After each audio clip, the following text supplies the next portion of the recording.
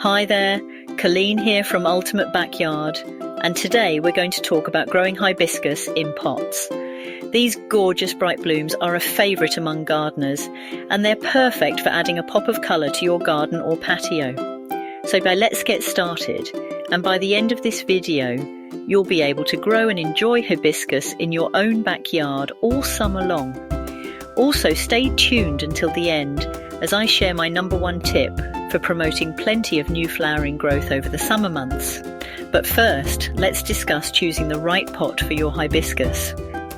Hibiscus plants do well in larger pots that are at least 60 centimetres in diameter, and it's essential to ensure the pot has adequate drainage holes for the potting mix to drain freely when you water.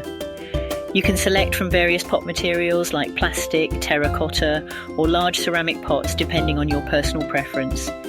Just remember that terracotta pots are porous, so you'll need to water more often to keep your hibiscus happy. Now let's talk potting mix. Using a top quality potting mix is crucial because these premium mixes have the correct structure to support healthy root growth, and many even include additional nutrients to give your plants a good start. So when you're shopping for potting mix, make sure you invest in the best one you can find. When it's time to plant your hibiscus, place some potting mix at the bottom of the pot so the plant's roots will sit on the mix, and the base of the stem will be level with the pot's top. Then gently tease out the roots a little to allow them to spread out once planted. Backfill around the plant with more potting mix, making sure the plant remains centered and upright in the pot.